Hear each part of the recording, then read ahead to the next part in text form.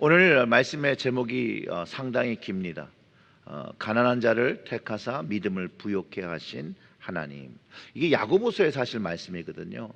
제가 지난주 야고보서 2장 성경 공부를 하면서 예화를 든 그 빌레몬과 오네시모 이야기를 제가 성경 공부를 하면서 우리 성도님과 좀 이 말씀을 좀 더 나눴으면 좋겠다는 생각이 들어서 오늘 말씀을 준비했는데요. 이 말씀을 준비하게 된 그 야고보서의 말씀을 먼저 보면 야고보서 2장 5절부터 6절의 말씀입니다. 내 사랑하는 형제들아 들을지어다. 하나님이 세상에서 가난한 자를 택하사 믿음에 부요하게 하시고 또 자기를 사랑하는 자에게 약속하신 나라를 상속으로 받게 하지 아니하셨느냐. 너희는 도리어 가난한 자를 업신여겼도다.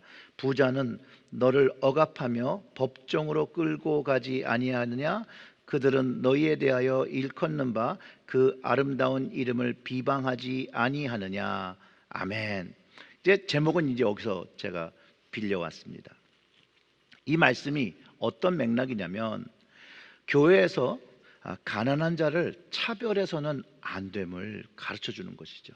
연약한 자들을 차별하거나 억압해서는 안 된다라고 가르쳐 주는 거예요.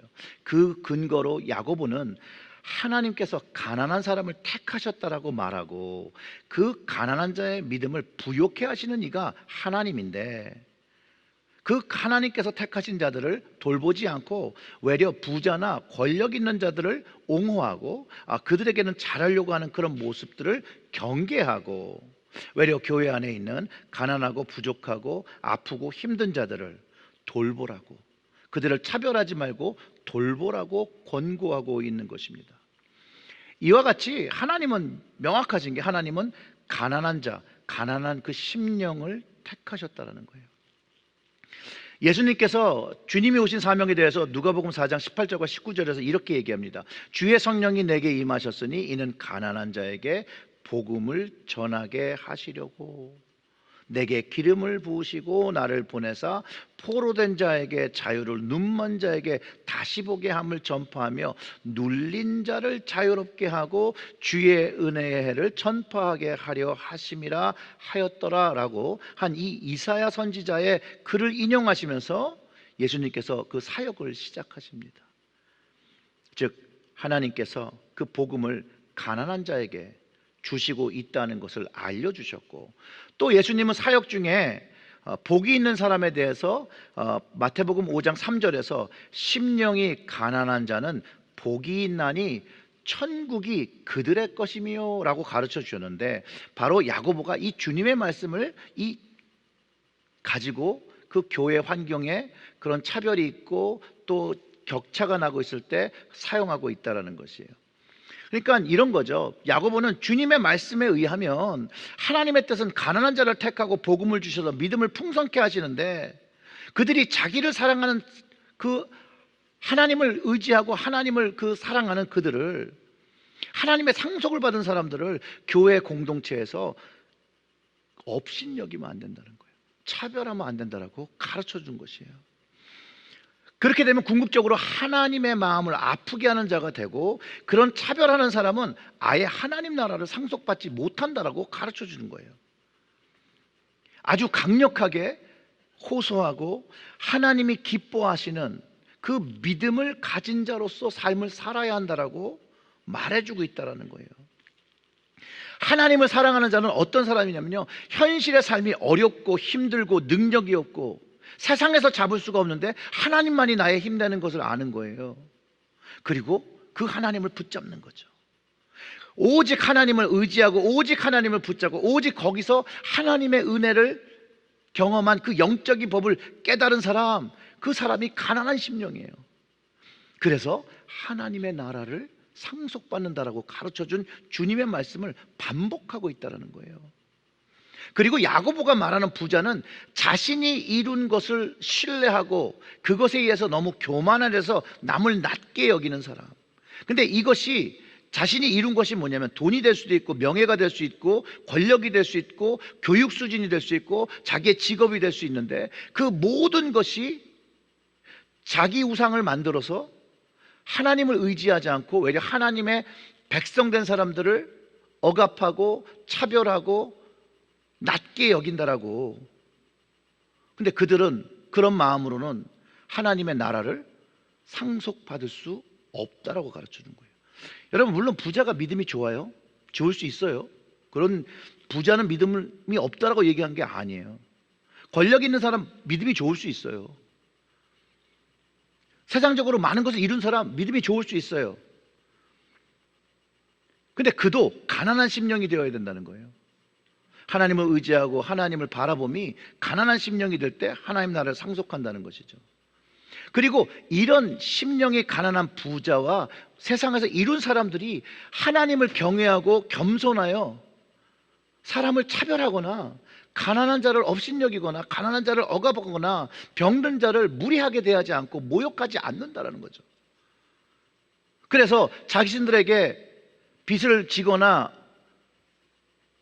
돈을 갚아야 할 사람들을 법정으로 데려가지 않는다는 거예요. 그래서 가난한 심령이 아닌 부자가 하나님 나라를 상속받지 못한다라고 이야기하는 것이죠. 그래서 이 시점에서 우리 스스로에게 질문해야 되는 거예요. 나는 하나님 앞에 가난한 심령의 사람인가? 교회 공동체 안에서 사람의 신분과 경제적인 능력과 그 어떠한 것일지라도 자신이 무엇을 가졌더라도 남을 함부로 판단하지 말아야 되고 함부로 대해서는 안 된다는 거예요. 특별히 가난한 형제와 자매들, 어려운 형제와 자매들을 차별하고 업신여기면 여러분 하나님 나라의 상속을 못 받는다는 이 말씀을 기억해야 돼요. 깨달아야 돼요. 그리고 결국 궁극적으로 하나님 나라를 상속받지 못하는 사람들은 그 아름다운 이름, 예수의 그 이름, 하나님의 이름을 비방하는 것이라고 가르쳐주고 있는 거예요. 근데 이 비방이란 말이요, 여러분, 성령을 회방하면 용서함을 못 받는다는 그런 말씀 들어봤죠? 마가복음 3장 29절의 말씀이에요. 누구든지 성령을 모독하는 자는 영원히 사하심을 얻지 못하고 영원한 죄가 되느니라 라고 하는데, 여기서 모독하는 자, 이것도 브라스페메스라는 그 야고보서에 비방이라고 되어 있는, 그 야고보서의 그 아름다운 이름을 비방하는 그 블라스페미, 영어로 블라스페미죠. 이 말, 결국 부자들, 사람들을 차별하는 사람들은 하나님과 예수님과 성령님의 그 이름을 회방하는, 성령을 회방하는, 하나님을 회방하는, 비방하는 자가 되고 죄사함을 받지 못하고 그 결과가 하나님 나라를 상속받지 못한다라고 가르쳐주고 있다는 거예요. 그러니 이 죄가 얼마나 심각한 죄임을 우리는 알아야 한다는 거예요. 우리 체일교회 제일교회에서는요, 세상적인 판단과 세상적인 지혜로 형제와 자매를 차별하지 않으시기를 주님의 이름으로 축원합니다.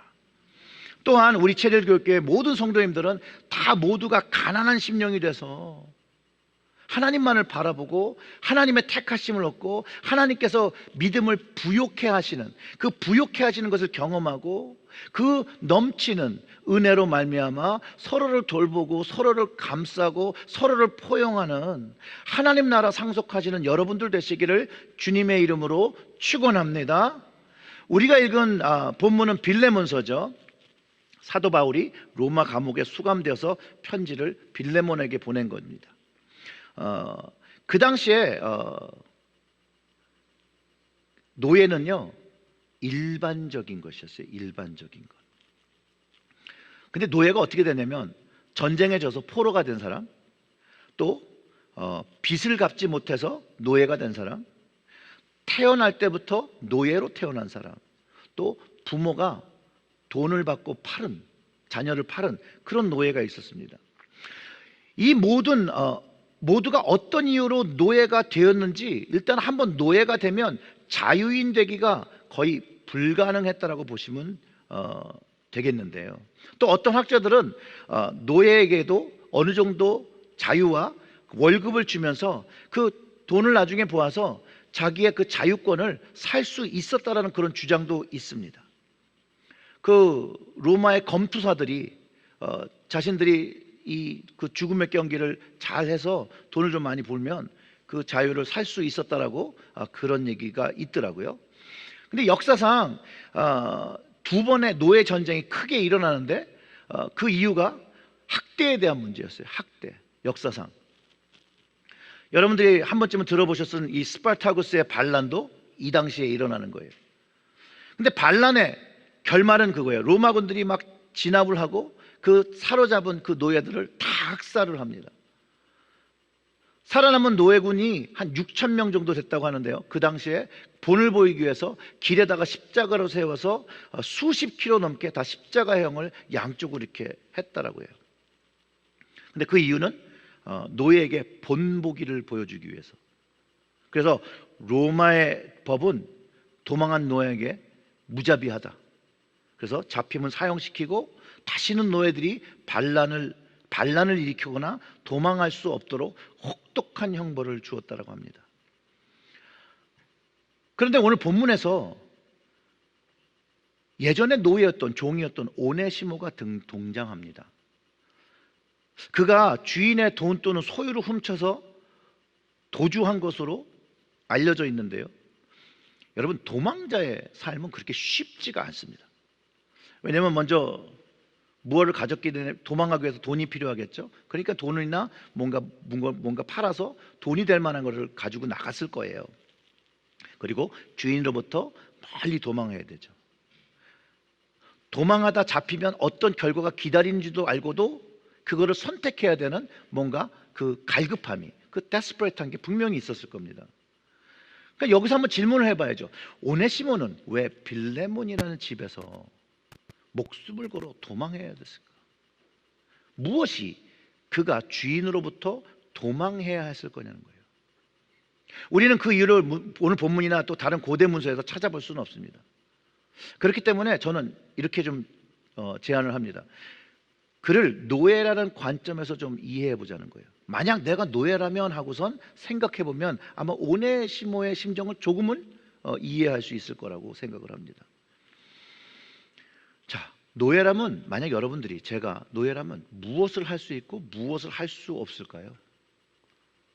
어떤 느낌일까요? 내가 노예로 살고 있다면.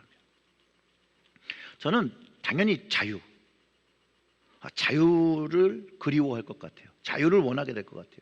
내가 사는 삶, 내 마음대로 살고 계획할 수 있는 그 자유가 필요하고, 또 제 자신이 어떤 누군가의 소유나 자산이라고 생각하는 것은 너무나도 끔찍하고, 내 인생에서 내 자녀 세대가 태어났을 때 그 자녀 세대조차도 노예로 평생 살아가야 된다는 걸 생각한다면 그건 너무 끔찍한 일이죠. 여러분들은 어떻게 생각하십니까? 한국의 남자들이 2년 동안 군대 가는 거 싫어하는 이유가 여기도 있습니다. 왜냐하면 2년 동안 아무것도 할 수 없고 군이라는 곳에 묶여 있는 그 사실 하나만으로도 힘들어하죠.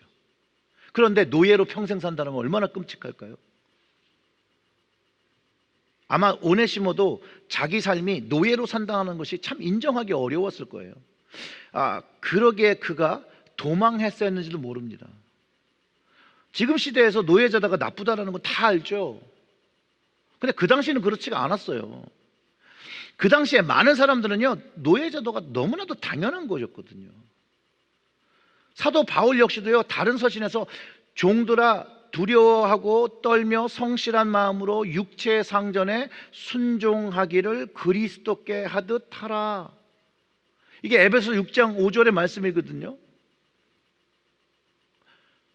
바울이요, 종들에게, 노예들에게, 당신이 믿음의 사람이라면 자신의 주인에게 그리스도께 하듯 하라고 했습니다.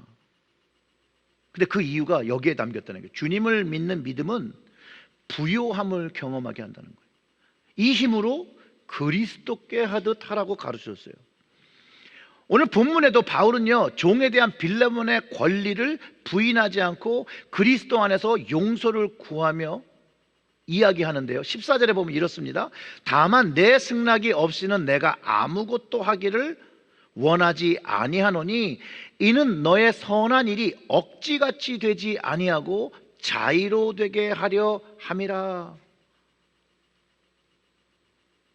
그리고서 오네시모의 빚진 것을 바울이 자기가 개인적으로 갚겠다라고 또 제안을 하죠. 18절에 만일 내게 불의를 하였거나 내게 빚진 것이 있으면 그것을 내 앞으로 계산하라 라고 합니다. 여러분, 하나님의 은혜를 경험한 사람은 하나님의 그 선택함을 받죠. 그 선택함을 받은 사람은 믿음이 풍성해져서 어려운 사람을 보면 긍휼한 마음과 도움을 주게 한다는 것이 은혜 받은 사람들의 모습이라는 것이에요. 그래서 믿음의 부요함은 긍휼을 실천하게 한다는 것이에요. 바울이 그거를 보여준 것이죠. 주님을 만난 사람은 믿음의 부요함을 경험하기 때문에 누군가를 용서할 수 있고 누군가의 빚도 갚아줄 수 있고 누군가를 이해할 수도 있다는 것이에요. 믿음의 부요함을 가지고 있고 그 신분이 천국 상속을 받은 하나님의 자녀가 되었기 때문에 그 넉넉함을 가지게 된다는 것이죠. 여러분, 아직도 이 지구상 어느 편에 노예제도 같은 그런 억압된 제도가 있다는 이야기를 듣죠. 저는 개인적으로 그런 나라에 그리스도의 복음이 들어가서 오네시모와 빌레몬이 경험한 그 예수님을 통해서 자유함이 선포되어지는 일들이 일어나야 되고, 그렇기 때문에 복음 전파가 중요하고 선교가 중요하다는 것이죠. 오네시모는 바울을 감옥에서 만났습니다. 그가 그 감옥에 어떻게 들어간지 모르지만 분명한 한 사실은 그가 거기서 바울을 만났고 거기서 주님을 만났고 변화됐다는 것이에요. 그리고 그곳에서 그리스도 예수로 인해서 바울의 형제가 되어지고 바울은 그를 영적으로 낳은 영적 아들이라고 얘기를 해요. 잠깐 그 전으로 돌아가면 빌레몬도 예수 믿는 사람이었어요. 근데 빌레몬의 집에서는 예수를 못 만났어요. 도망갔어요.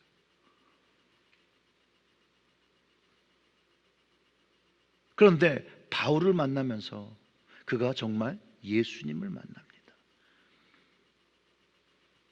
10절에 보면 갇힌 중에 낳은 아들, 갇힌 중에 낳은 아들, 오네시모를 위하여 내게 간구하노라. 빌레몬이 믿는 사람이었기 때문에 바울이 이렇게 부탁하는 거예요. 이처럼 예수 그리스도의 복음을 들은 오네시모가 바울의 아들이 되고, 오네시모 역시 복음의 삶이 변화되어서 그 도망한 집에 바울의 서신을 들고 어떻게 될지 모르지만 믿고 간 거예요. 그것도 대단한 거예요. 바울은 그를 오늘 본문 16절에서 이후로는 종과 같이 대하지 아니하고 종 이상 곧 사랑받는 형제로 둘지라 내게 특별히 그러하거든 하물며 육신과 주 안에서 상관된 내게랴. 이런 얘기예요. 내가 예수 그리스도의 은혜를 받았는데 그가 이제 예수 믿었으니 이제 종이 아니라 형제로 받아줄 수 있겠냐. 난 당신이 그렇게 했으면 좋겠다. 그렇게 말하는 거예요. 바울은 확실히 오네시모가 노예인 걸 알았어요. 그러나 그는 그 신분이 노예 신분이었지만 오네시모를 종이나 노예로 여기지 않고 예수를 믿음으로 형제로 영적 아들로 여겼다라는 거예요. 그리고 그 주인인 빌레몬에게 보냅니다. 바울은 잘 모르겠어요. 근데 오네시모는 확신이 서지 않을 수도 있고 오네시모가 스스로 위험할 수도 있다라고 생각합니다. 바울이 그래도 편지를 씁니다. 그리고 보낸 거죠. 오네시모도 순종해서 갔습니다. 근데 빌레몬 역시도 바울에 의해서 복음을 경험했던 사람이고 믿는 자로 자기 집에서 교회를 세울 수도 열심히 했던 사람이었는데, 그가 믿기 전에 오네시모가 도망갔는지 믿은 후에 도망갔는지 알 수는 없죠. 다만 확실한 건 오네시모가 이 편지를 들고 왔을 때라는 거예요. 그때는 이미 그리스도인이었고 도망간 노예가 됐을 때 다시 본 오네시모를 보면서 무슨 마음을 먹었을까요? 여러분, 빌레몬의 심정이 어땠을 것 같아요? 오네시모는 도망한 노예고 그의 소유를 훔쳐 달아난 자인데, 그냥 제가 빌레몬이라면 쉽지는 않았을 것 같아요. 쉽지는 않았을 것 같아요. 그리고 인간적인 마음과 주님이 주신 마음으로 굉장히 갈등했을 것 같아요. 도망간 거를 용서하는 게 힘들었다는 게 아니라 노예였던 그를, 자신의 노예였던 사람을 형제로 받아들이는 그게 너무 힘들었을 거예요. 우리는 그런 시대에 살지 않았기 때문에 그걸 잘 이해할 수 없을지도 몰라요. 하지만 그 당시에 세상이 위와 아래가 명확하게 구분이 되어 있는 세상 속에서 빌레몬이 바울의 편지를 받고 도망갔다 돌아온 노예를 보면서 형제로 용납하라는 것, 그리고 실제로 그가 형제로 용납합니다. 그 증거는요, 그 시대 많은 그리스도인들에게 노예에 대한 생각을 바꿔버리는 놀라운 일이 되는 거예요. 복음의 능력이 되는 거예요. 복음의 열매가 되는 거예요. 이제 예수 복음의 능력이 주인과 종이, 이제 주인과 노예가 이제 형제와 자매로 하나님 안에서 가능하게 된 것이에요. 가능하게 된 것. 우리 역시 출신과 나이와 부와 인종을 넘어서 그리스도, 그 믿음을 가지게 되면 우리가 모두 형제요 자매라고 부르는 것이에요. 오네시모와 빌레몬에서 역사되어진 이 복음의 능력이 결국은 시간이 오래 걸렸지만 미국 땅에서도 노예가 해방되어지는 일이 일어나는 거죠. 초대 전승을 볼 때 결국은 어떻게 되는 거예요? 오네시모가 에베소 교회의 감독, 목회자가 되었다라고 말합니다. 그게 빌레몬이 바울의 그 이야기를 주님의 말씀으로 듣고 그를 형제로 받아들인 거. 어떻게 보면 이들의 그 긍휼과 용서가 한 노예의 삶을 그 시대의 영적 지도자가 되는 감독으로 세웠다라는 것이에요. 물론 이게 하나님의 은혜고 하나님의 도움이죠. 그런데 이게 복음의 놀라운 소식이라는 거예요. 복음의 능력이라는 거예요. 예수님이 이 땅에 오셔서 말씀하신 거죠. 노예도 가난한 자도 창녀도 세리도 여자도 남자도 유대인이든 이방인이든 그가 건강하든 건강하지 않든 모두가 서로 존중할 수 있는 관계가 되어지는 것이 주님의 사랑으로 되었다라는 것이에요. 이것을 멈추지 않고 계속해서 많은 사람들에게 이 복음의 능력이 희망을 주고 무너진 삶을 회복시키는 능력이 아직도 우리의 삶 속에서 경험되어지고 있다는 거예요. 더 많이 경험되어지지만 그래도 아직도 그 명맥을 이어 되고 있다는 거예요. 그래서 저같이 무익한 종이 복음을 받고 오늘 이 자리에 서는 것, 하나님께서 말씀해 주신 가난한 자를 택하시고 믿음을 부욕해 하신 하나님의 은혜라는 거예요. 그 주님의 복음으로 저의 인생이 바뀌었죠. 사실 저만 경험한 건가요? 여러분들도 가난한 심령이 되어 하나님께서 그 당시에 만나주시고 그 믿음을 부욕해 하셔서 오늘 이 예배 자리에 또 온라인에서 예배를 드리시는 거 아닌가요? 오직 주님을 만나고 그 믿음이 부욕해 돼서 우리의 삶의 문제들이 해결함을 가지고 승리함을 가지게 되는 것이라는 거예요. 가난한 심령이 되는 거예요. 그때 하나님을 붙잡는 거예요. 어려울 때 하나님을 붙잡는 거예요. 힘들 때 주님을 붙잡는 거예요. 다 우리가 그럴 때가 있었고 그럴 때 하나님께 외치고 부르실 때 하나님께서 역사하셨던 그 경험들이 다 가지고 있다는 거예요. 그래서 교회의 자리에 있는 거예요.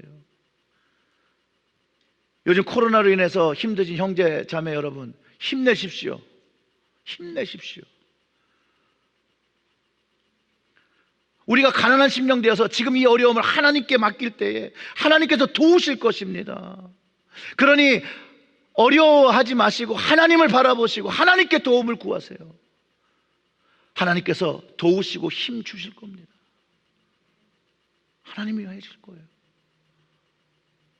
그리고 너무 어렵고 사람한테 얘기하고 싶은데 그럴 사람이 없다. 연락하세요. 전화하세요. 찾아오세요. 조금이라도 도울 수 있다면 최선을 다해서 돕겠어요. 어려워하지 마시고 저한테 연락하시고, 제가 너무 그렇게 어려우면 목회실로 연락 주시고, 아니면 교구장 대신 장로님들한테 연락하세요. 우리의 현실에서 서로 돕고 품고 함께 갈 수 있다니까요. 함께 갈 수 있는 능력이 우리에게 다 있는데 내가 안 하기 때문일 거예요. 물론 그것이 말처럼 쉽다는 것은 아니에요. 말처럼 쉽지 않지만 그래도 하나님의 복음을 받은 사람들, 하나님의 선택을 받고 하나님의 구원을 은혜로 경험했던 사람들은 반드시 해야 되는 거라는 거예요. 반드시. 서로를 사랑하라잖아요, 주님께서. 오죽하면 주님께서 서로 사랑하면 사람들이 너희가 내 제자인 줄 알리라, 그런 얘기도 하셨죠. 얼마나 그 사랑하는 모습이 없었으면 또 그랬을까, 그렇게 이해도 돼요. 근데 여전히 우리의 모습도 그렇다는 것이죠. 사람은 남도 용서를 잘 못해요. 하지만 목회를 하다 보니까 자기를 용서를 못하는 분들이 참 많은 것 같더라고요. 자기를. 근데 제가 목회하면서 너무 놀랐던 건 의외로 자기 스스로를 용서하지 못하는 분들이 너무 많아요. 과거의 어떤 경험, 과거의 어떤 일 때문에 자기를 용서하지 못해서 하나님께로 더 한 발자국 나가지 못하는 분이 있는데, 제가 클리니컬 패스토럴 에듀케이션이라고 하는 그 교육을 받으면서 한 8개월 동안 병원에 계속 거기서 교육을 받으면서 병실에 돌면서 신방을 하고 그랬던 적이 있는데, 그때 만났던 군인 한 분을 만났어요. 전쟁에 참여하신 분이죠. 근데 그가요, 이렇게 얘기를 하는데 자신이 그 전쟁 때 한 일로 자기를 용서하지 못해서 너무 괴로워하는 거예요. 그래서 제가 그 얘기를 좀 들을 수 있냐. 근데 또 마침 또 그 얘기를 좀 해주셨어요. 그 이야기가 전쟁 중에 12살짜리 소년을 자기가 사살했다는 거예요. 근데 그냥 실수로 그런 게 아니라 그 12살짜리 아이가 총을 들고 있었다라는 거예요. 그래서 여러 번 얘기했대요. 총을 버려, 총을 내려. 계속해서 수없이 워닝을 주는데 이 아이가 총을 내리는 것이 아니라 총을 쏠 자세를 취해서 사살했다는 거예요. 그분이 그렇게 얘기해요. 그 아이를 죽이던 날에 자기의 믿음이 없어졌대요. 하나님을 믿던 믿음이 사라져버렸대요. 그리고 그는 수많은 사람들을 르완다에서 죽였어야 한다는 거예요. 그때 그가 그렇게 얘기했어요. 저한테. 나는 그때 지옥에 있었다는 거예요. 지옥에. 근데 그 이야기를 하는데 정말로 그분이 얼마나 힘들어하고 아파하는 게 저에게 느껴지더라고요. 그러면서 그 어린아이와 사람들을 죽인 자기를 용서할 수 없다고 고백하면서 막 눈물을 흘려요. 용서받을 데가 없는 거예요. 그래서 밤마다 식은땀을 흘리고 자기는 너무 그날이 너무나도 현실 같아서 잠을 깬다는 거예요. 그러면서 제가 무슨 말을 할지 알아서 그런지 하나님의 사랑과 용서에 대해서 더 이상 말하고 싶지 않다는 거예요. 너무 안타깝더라고요. 너무 불쌍하더라고요. 제가 할 수 있는 일이 정말 아무것도 없더라고요. 그런데 그 순간에 하나님께서 지혜를 주신 게 그거예요. 제가 그 클리니컬 패스토럴 에듀케이션 하면서 한 가지 영어 성경 구절을 외웠던 게 로마서 5장 8절이에요. 우리가 아직 죄인 되었을 때 그리스도께서 우리를 죽으심으로 하나님께서 우리에 대한 자기의 사랑을 확증하셨느냐. 제가 이 말씀을 얘기하면서 당신이 믿던 안 믿던 하나님은 여전히 당신을 사랑하고, 그리고 당신이 이렇게 괴로워하며 그 옛날을 그 죄책감을 느끼고 회개하며 후회하는 그것을 하나님 이미 아신다. 그리고 하나님은 그것을 용서하신다. 여러분, 이분이나 우리나 다 똑같은 죄인입니다. 물론 사람 앞에 누가 좀 더 의로울 수 있어요. 그런데 하나님 앞엔 다 우리가 죄인이에요. 근데 그 하나님은 그 죄인들을 사랑하신다잖아요. 그래서 그 독생자 되신 아들을 우리를 위하여 죽이심으로 인해서 우리를 용서하셨고 우리를 사랑하셨다는 걸 확증하셨다는 거예요. 확증. 그리고 우리가 회복되기를 원하신다는 거예요. 많은 사람들이 자신을 용서하지 못하고 괴로워하고 다른 이도 용서하지 못하고 갈등하며 살아가요. 근데 그때 이 마음은 지옥이에요. 지옥. 하나님은 우리가 그런 모습으로 살기를 원치 않으신다라는 거예요. 어떻게 하면 우리가 우리 자신도 용서하고 우리가 남도 용서하고 우리는 서로 사랑하며 살 수 있을까요? 하나님이 용서하시기 때문에 우리는 할 수 있어요. 그리고 그 용서를 받으시는 그 하나님, 우리의 그 회개를 받으신 하나님, 주님께서 용납하신 그 사람, 사랑하시는 그 사람을 용납하고 용서하고 사랑하라는 거예요. 그 이후에는 마치 사도 바울이 한 것처럼, 또 빌레몬이 오네시모를 용납했던 것처럼 내 힘으로 하는 것이 아니라 주님께서 우리에게 베풀으신 그 은혜로, 그 사랑으로, 그 능력으로 서로를 받아주고 포용하고 서로를 높여주라는 것이에요. 이름 모를 작가가 이런 이야기를 남겼습니다. 하나님께서 만약 우리에게 가장 필요한 것이 정보라면 우리에게 정보를 잘 줄 수 있는 그런 교육자를 보내주셨을 거래요. 하나님께서 우리가 필요한 것이 기술이라면, 그 테크놀로지라면 과학자를 주셨을 거라는 거예요. 만약 우리에게 가장 필요한 것이 돈이라면 하나님께서는 비즈니스맨이나 경제학자를 보내주셨을 거예요.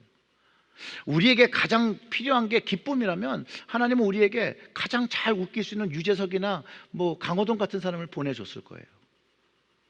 그런데 우리에게 가장 필요한 것이 용서고 사랑이었기 때문에 하나님은 우리에게 구원자 되신 예수 그리스도를 보내주셨다라는 거예요. 예수의 복음의 능력, 이 용서의 능력은요, 이 은혜의 능력은 가난한 자와 그 심령이 가난한 사람들에게 부어지는 거예요. 그 부어진 걸 가지면 하늘나라의 상속자가 되어서 사는 거예요. 그 상속자가 된 그 복음을 받은 사람들은요, 성령께서 그 믿음을 부욕해 하시는 거예요. 그 안에서 하나님의 사랑을 받고 하나님을 사랑하게 되고 그 나라의 상속자가 됐으니 여러분 얼마나 감사해요. 여러분들이 재벌의 상속자라면 여러분 어떻게 좋으시겠어요?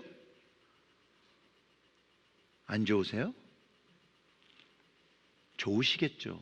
그런데 그 재벌의 상속자가 아니라 하늘나라의 하나님의 상속자예요. 얼마나 기쁠 수 있고 얼마나 이 자랑이 될 수 있는 거예요. 그게 자랑이 안 되면 문제인 거예요. 내 마음에 내가 하나님 나라의 상속자가 됐구나 라는 게 좋지 않고 기쁘지 않고 이게 별 감흥이 없으면 사실 그게 문제예요. 자, 그 상속자 재벌 2세 3세들이 밖에서 막 나쁜 짓 하고 다니면 욕먹죠. 누가 욕먹나요? 그 부모가 욕먹잖아요. 하늘나라의 상속자들이 재벌 2세들, 재벌 3세들이 하는 것처럼 사고치고 다니면 누가 욕먹나요? 하나님이 욕먹잖아요. 하나님이. 그 심령이 가난하지 않은 사람은 그 아름다운 이름, 하나님의 이름을 비방한다는, 회방한다는 거예요. 사랑하는 성도 여러분, 가난한 심령이 되시길 바랍니다. 그리고 그 심령으로 하나님만을 바라보세요. 그리고 하나님께 나아가세요. 하나님께 도움을 청하세요. 주님께 도움을 청하세요. 그리고 그 자리에서 하나님의 긍휼을 받고 그 받은 긍휼을 가지고 긍휼을 베풀며 살아가는 여러분들이 되셔서, 우리가 되어서 우리 안에 형제와 자매를 존중하고 사랑하고 도우며 하나님의 그 아름다운 이름에 영광 돌리는 우리가 되시기를 주님의 이름으로 축원합니다. 아멘. 우리 다 같이 좀 기도할게요.